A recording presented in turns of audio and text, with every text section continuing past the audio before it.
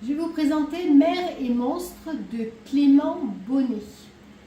Donc le synopsis, je vais vous le lire et ensuite je vous parlerai du bouquin.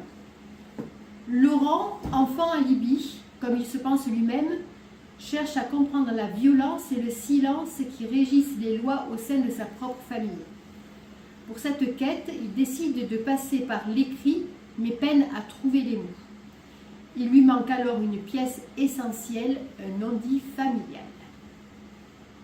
Voilà.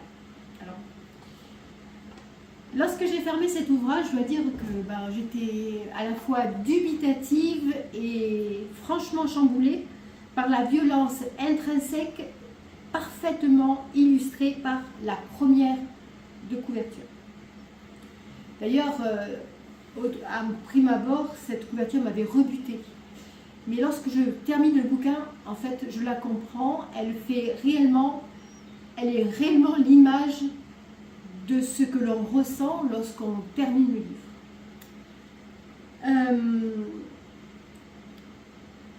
Il s'agit en fait d'une vision, on va dire, réaliste d'un état d'esprit, d'un parcours de vie que je qualifierais en fait de désaxé. L'auteur nous propose une mise en abîme.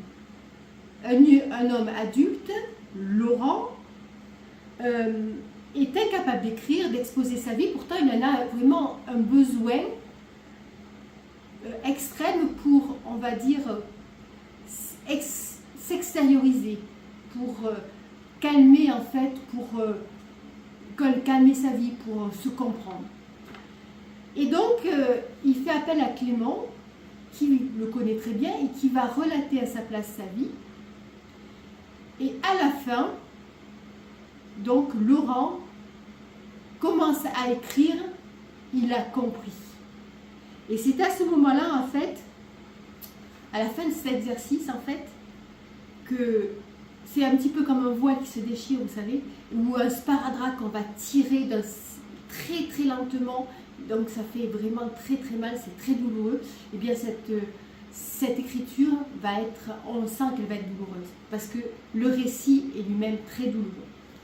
Cet ouvrage est un exutoire, une biographie, autobiographie, un roman, ça on le verra avec l'interview qui suit. Mais en fait c'est également, à mon avis, un règlement de compte brutal et cruel. C'est le récit d'une violence quotidienne, physique et psychologique dont les racines sont implantées profondément dans les secrets d'une famille dysfonctionnelle. Laurent veut comprendre, il sait d'instinct en fait que son environnement de vie n'est pas normal. Il pose des questions, révélant ainsi les failles de son entourage, les rages et les aveuglements. Il veut dire non, mais il tarde parce qu'il est enseveli sous une tonne d'habitudes, des actes quasi addictifs. Hein. Et lorsqu'enfin il réussit à dire non, en fait, c'est un voile qui se déchire sur quelque chose, donc comme je vous disais, de très douloureux. Le vocabulaire qu'utilise Claude Bonnet est, on va dire, sans phare. Un peu comme l'ambiance du récit, il est parfois choquant à l'image des situations.